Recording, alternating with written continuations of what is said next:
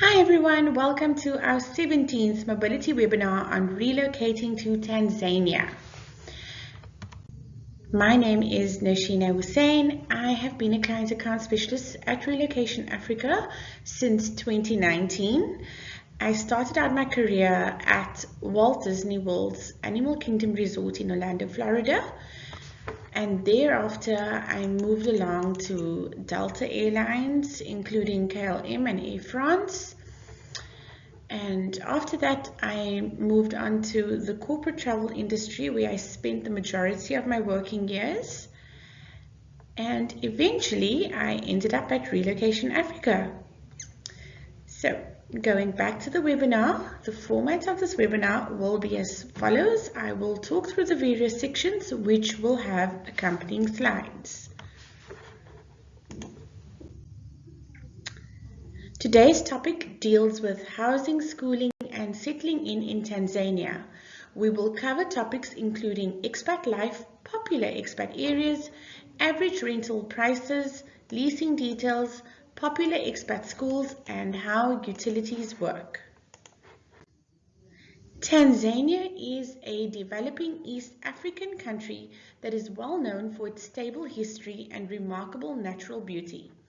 The country's prominent tourism industry ensures that there are all kinds of tourist amenities, especially in the cities and selected game parks.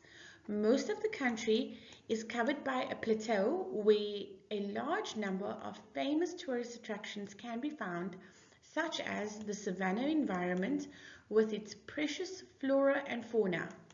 Tanzania has a subtropical or tropical climate on the plateau that is not too hot due to the levels of altitude. The country is typically hot and humid along the coast throughout the year, especially from November to April. The rains vary in intensity and distribution according to the zones. In some areas, there is a single rainy season that lasts from December to April, while in others there are two rainy seasons in spring and autumn. Winter typically lasts from June to August. This is the coolest, sunniest, and driest period of the year. This is also the best time of the year to visit the country. Looking at the culture of Tanzania, so Swahili is the official language of Tanzania, although the first language of many Tanzanians is often specific to their ethnic group. Most people everywhere in the country also speak English and Swahili. It is helpful to be knowledgeable of a few key phrases in the local language, as this will make all the difference when it comes to engaging with people out in the local area. Interacting with the locals is an important part of your visit if you plan on learning about the culture of the country and its people. When doing so, make sure to abide by the norms, customs, and etiquette of the locals. When greeting people, it should be done in a friendly manner and should be accompanied by a handshake with the right hand.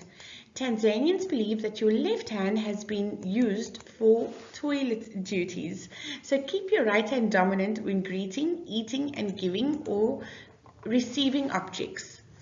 Greetings should not be rushed. The pace of life is much slower in Tanzania, and emphasis on community and people is quite paramount. A prolonged shake indicates friendship, so don't worry if it starts to feel like somebody's holding your hand forever. It probably means that the person just finds you quite likable. However, do make sure that you greet everyone present in the company, as only greeting the host of selective few will be considered rude. Some of the most common greetings are Assalamu alaikum, which means peace be upon you. This is used with Muslims or in Muslim-dominated areas. Other frequently used greetings include saying mambo, which translates to things, but it actually means how's it going? This can be used with people of most social classes. A majority of Tanzanians are either Christians or Muslims. There are a smaller, very smaller population of people who follow traditional folk religions. However, many Christians and Muslims in the country blend their traditional rituals and customs with those of Christianity or Islam. The customs and rituals of traditional marriages in Tanzanian society vary by ethnic group. The Tanzanian society is also very gender-based. Roles of males and females are well defined, especially in rural areas. However, gender roles are less prominent in the major cities. Urban places are typically less strict than rural spaces, and boys and girls can often be seen mixing quite freely. Tanzanians do, however, discourage any public displays of affection, so please do remember that. Let's have a look at the social norms in Tanzania. So with being a religious country, Tanzania is extremely conservative. Both men and women should cover their knees and shoulders in public. Local women traditionally only wear skirts, but it's fine for foreign women to wear jeans or trousers as long as they aren't too tight and comforting and form-fitting. On the beach, you may be able to wear a short or a revealing swimsuit, but do make sure to have something to cover yourself up as soon as you set foot in a village. When visiting villages, you can expect locals to try to sell you jewelry, carvings, and any other types of souvenirs, and tourists are an important source of income for Tanzania. Negotiating is expected, and vendors often name an inflated price for foreigners. Just smile and be very friendly when you start to negotiate. Tanzanians appreciate charm and don't take quite kindly to aggressive tourists. Some things to take heed of during your visit to Tanzania: avoid handing out sweets or any other small gifts to children you meet, as it can encourage them to drop out of school or to beg full time. Touching other people or food with your left hand is a no-no. Don't shake hands, eat or give money and gifts with this hand, as it's reserved for toilet business. Use the right hand instead. If you're invited to eat with a local family, don't sniff your food or decline to taste a dish, or you actually risk insulting the chef. Remember that Tanzania is conservative, so resist kissing or touching your significant other in public, even if you are on your honeymoon in Zanzibar.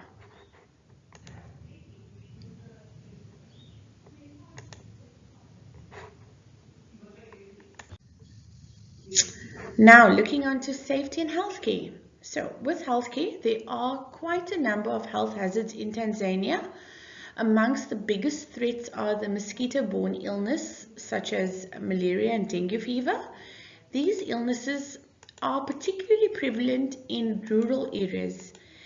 Expats that are in at-risk regions should ensure that they take the recommended medication, sleep under a mosquito net, wear long sleeves, and make use of insect repellents. Due to the possibility of contracting waterborne diseases, the tap water in Tanzania is not safe. Please do drink only bottled water.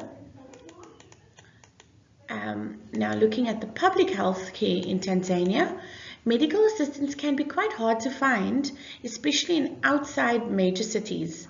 Underfunding is a huge problem in the country's public health system. This lack of funds often equated to a lack of available facilities, staff and resources to accommodate the needs of Tanzania's growing population. Expats that do work in the public sector are automatically signed up for the National Health Insurance Fund, which allows everyone access to public health care. Those who work in the private sector can voluntarily sign up for the NHIF if they choose to. Owing to the low quality of care at government hospitals and clinics, most expats avoid using public healthcare facilities even if they have access to the NHIF. Most expats purchase private healthcare insurance in order to use private healthcare instead. So, looking at the private healthcare in Tanzania, expats in Tanzania prefer to use the private doctors and hospitals. Options for private healthcare are limited to few facilities in Dar es Salaam, which sometimes makes them difficult to access. For emergency or specialized treatment, medical evacuation usually gets done to Kenya or South Africa. This is usually preferred. Medical treatment in Tanzania is quite expensive, particularly in the private sectors. It is therefore quite important for expats to have a comprehensive healthcare plan that covers day-to-day medical expenses as well as transportation and treatment costs in the incident of medical evacuation. Economy and transport. So the shilling is the official currency of Tanzania.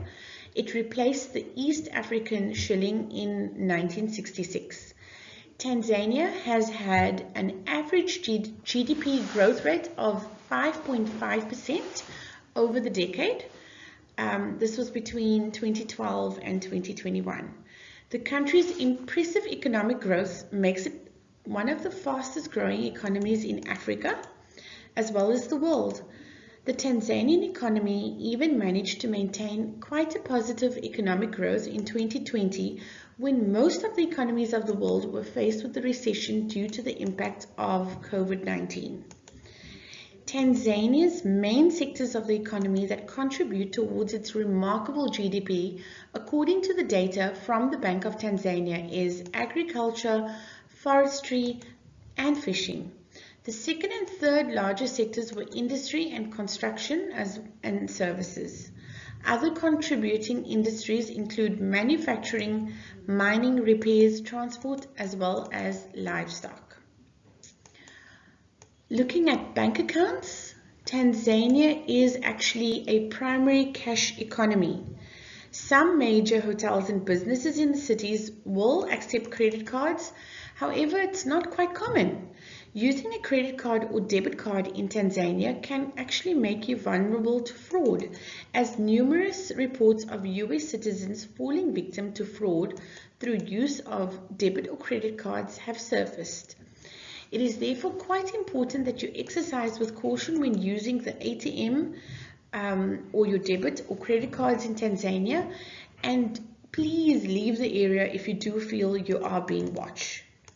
To open a bank account in Tanzania, you do need to provide the following: a government-issued valid means of identification, such as your passport, a recent utility bill, it shouldn't be older than 6 months, which shows your physical address, an official letter from a local government executive, a lawyer's letter specifying your physical address, valid passport, residence or work permit for non-citizens. So, looking at transport, the main airport in Tanzania is Julius Nyerere. Sorry for my pronunciation, I know it's quite off. This is located in Dar es Salaam. Tanzania's three main ports are the Indian Ocean port, Dar es Salaam, Mtwara, as well as Tanga. Transport in Tanzania includes road, rail, air, and maritime networks. The commuter rail service is in Dar es Salaam only and not yet available in other cities.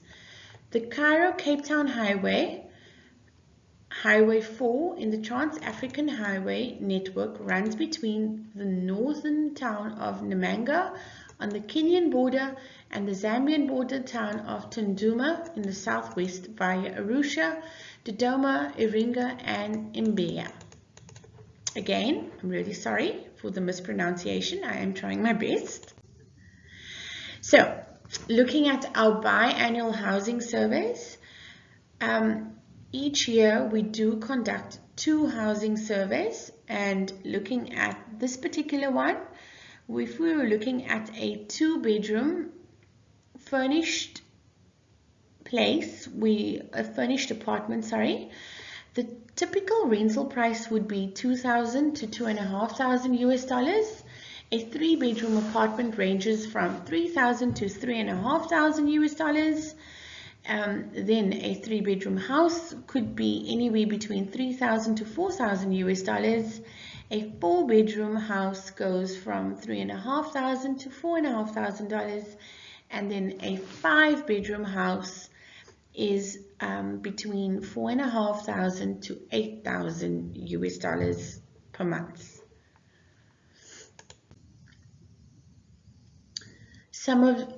Let's dwell into the housing and expat areas. One of the most popular choices are Masasani Peninsula, which is referred to as Oyster Bay or Masaki. The Masasani Peninsula is a popular choice to live in for diplomats, embassy staff and expats whose accommodation is provided as part of their work contract, and government officials and politicians. However, here mainly comprises of spacious 2-story villas or bungalows in a large gated plot of land with inside parking. Although this is one of the most sought after residential areas of the city, the roads are in poor condition and there is no street lighting. The Masani Peninsula is home to some of the main centers of expat life in Dar es Salaam, including the 2 main shopping and recreation centers, Seacliff Village and the Slipway. There are also quite a number of amenities in the close vicinity, including several hotels, numerous bars and clubs, the Coliseum Fitness Center and the Little Theatre, the International School of Tanzania, and the Associate IST Medical Clinic. The next popular expat area is the ADA Estate or ADA Estate. This is a primary residential suburb located in Dar es Salaam. There are several embassies here, including the French Embassy. The suburb also includes some of the most advanced hospitals in Dar es Salaam, including the Tanzanian Heart Institute, which is the only Tanzanian hospital specialized in cardiology. Looking at Regent or Mikocheni, Mikocheni is a lively alternative to the other 2 expat areas we spoke of. It is also quite commonly sought after. The peninsula and other upmarket areas are typically preferred by expats whose companies are paying their rent. There is great variety of accommodation here, including apartments and smaller villas on smaller plots and houses for government employees. Some of the buildings are used as headquarters for non-governmental organizations or offices for local businesses. Houses generally have inside parking and street parking is quite good. There are also several shopping centers and a large supermarket, as well as roadside stalls, and these stalls sell most essential items. Another quite popular expat area is Kawe Beach, which is also located in Dar es Salaam within Mbuyini, which makes it not only easily accessible but also quite popular amongst tourists. The beach stretches along the sunny coast. If your stay is not located far from the beach, you can reach it by walking. If you are traveling by car, just use your navigator. In any case, do not forget about the availability of public transport as well as any taxis. The last area we're looking at is Mbezi Beach. This is a new area. It is about 20 kilometers north of the city center. It is a popular alternative to the Masasani Peninsula for expats and rich Tanzanians. Despite the long commute in the city center during rush hour, housing here is usually spacious 2-story villas or bungalows in large gated plots of land. The environment is lush and tropical and there is a feeling of space. However, buildings have been built haphazard and roads can be very poor, especially during the rainy season. There are also frequent water and power shortages in the area, and houses have their own water tanks and generators. There are no street lighting. Services and amenities in the area include the International Medical and Technological University Hospital, which is located inside the IMTU campus, a pet food factory, White Sands Hotel and Resort with its good sports and recreational facilities. Kinduchi Beach Hotel, Karibu Arts Gallery and Heaven of Peace Academy are one of the main international schools in the cities. The nearest shops are at Kawe to the south, where there are also transport connections. Let's look at some fees and taxes. So usually when looking at deposits, there are 1 to 2 months rental deposits, which are quite standard in Tanzania. Withholding tax to apply. There is a diplomatic clause generally in leases. You can expect the normal rental escalation over the year, and there are normal fees such as, rental agreement fees and any other legal fees.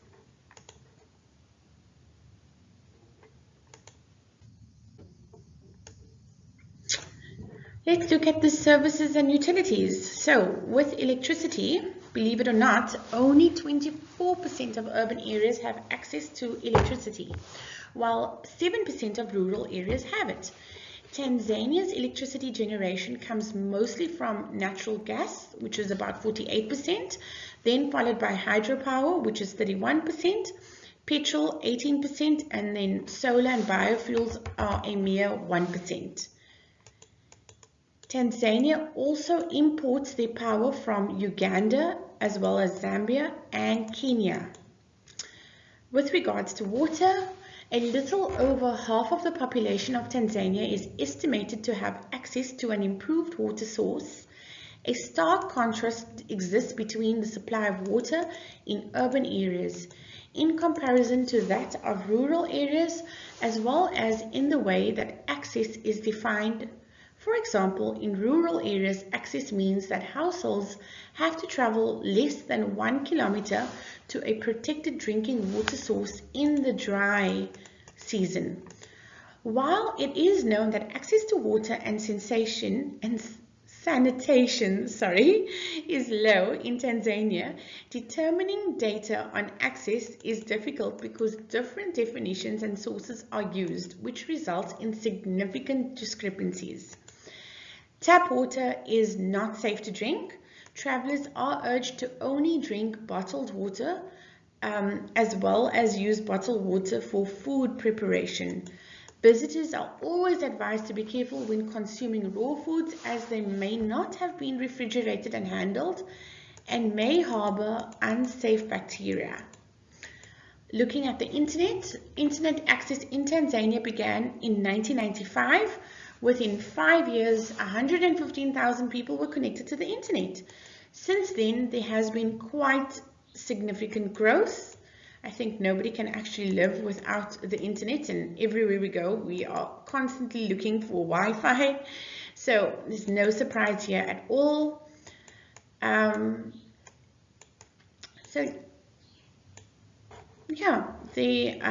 were actually 1.2 million fixed wireless connections and about 629,474 fixed wire internet connections recorded in the last data in Tanzania with regards to internet connectivity.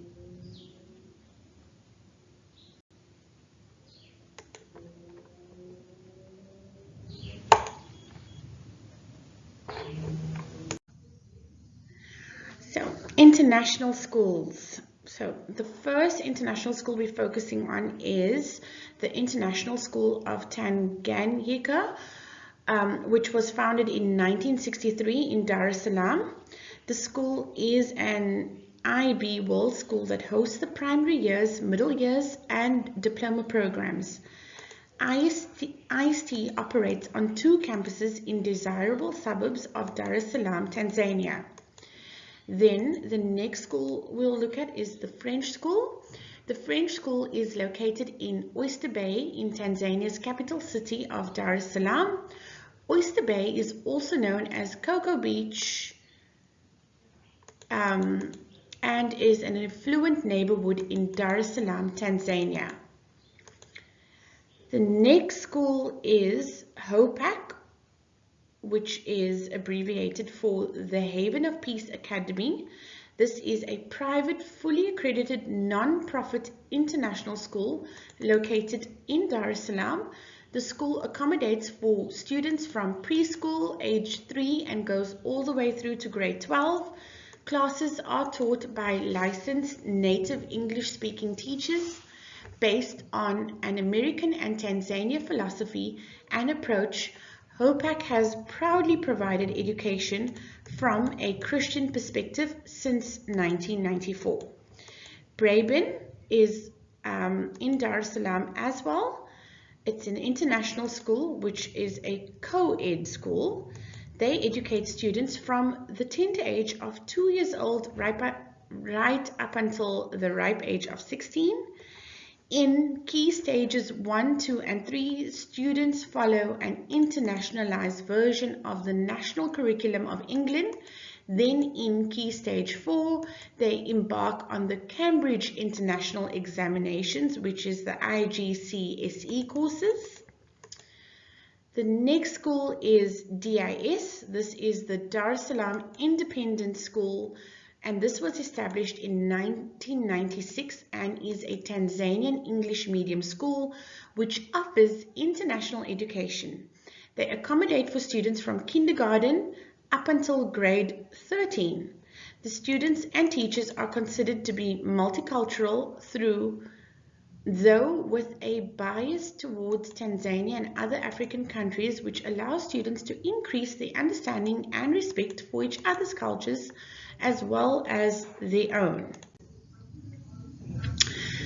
Now let's look at driving in Tanzania.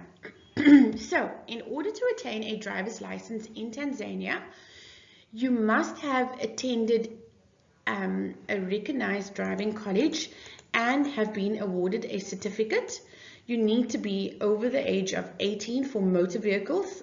However, 16 years of age onwards for motorcycles. You need to have a learner or provisional driving license. You have to undergo a test and pay a test fee. You must have an IT certificate, must have applied to the traffic police for testing, must go to the police with a car for testing. Applicants having been tested may allow to drive motorcycles and car saloons.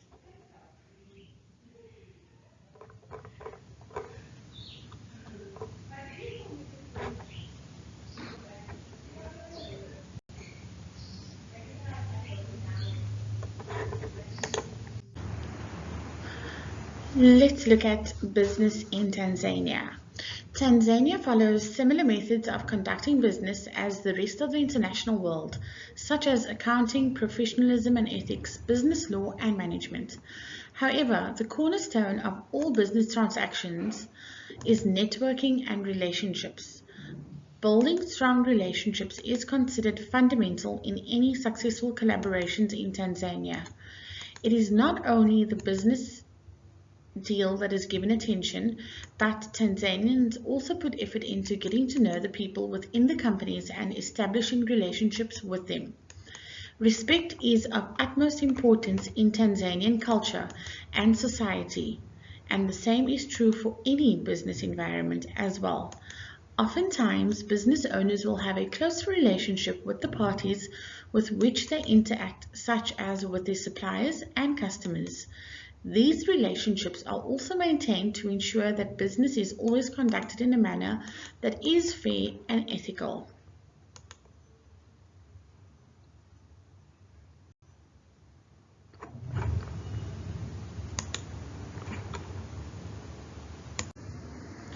Well, it's always said that a way to a man's heart is through its stomach, not just a man, a female too. My favorite topic of all time, cuisine. So looking at Tanzania's cuisine, it has been influenced by numerous cultures and flavors. The diversity of the ethnic groups in Tanzania and presence of people of Asian and European descent has contributed to the country's cuisine. Indian, Middle Eastern, and local African ingredients and cooking style recipes and ingredients are all employed and evident in the food culture in Tanzania. Meat is not widely consumed except on special occasions, and the staple food of the country is ugali. Ugali is a stiff dough prepared with cornmeal, cassava flour, sorghum, or millet. This dish is eaten in various different ways and can be served for breakfast, lunch, or dinner, of which the latter is the most frequent form it is served in. Ugali is served with sauce containing either fish, meat, cooked vegetables, or beans. Some traditional dishes you might want to try while visiting Tanzania is coconut bean soup, wali wanazi, which is rice in a coconut milk, supu ya nudzi, which is a plantain soup. Please do excuse my pronunciations. And then as well as ndizi kanga, it's fried banana, mukuzi wa samaki, it's curried fish in coconut milk, mishkaki is a beef or chicken kebab. And personally I have been to Tanzania and I know that the seafoods are really, really great as well, and the blend of spices are totally amazing. So food is definitely something to look forward to in Tanzania. So we have reached the end of our webinar. I hope that you did find it quite informative. If you do have any questions, please pop it along to marketing@relocationafrica.com. If you can think of any colleagues who might enjoy any future webinars from us, please do let them know that they are welcome to request a sign up by emailing us via marketing@relocationafrica.com. Thank you so much for joining me today, and I hope to see you in Tanzania very, very soon. Goodbye.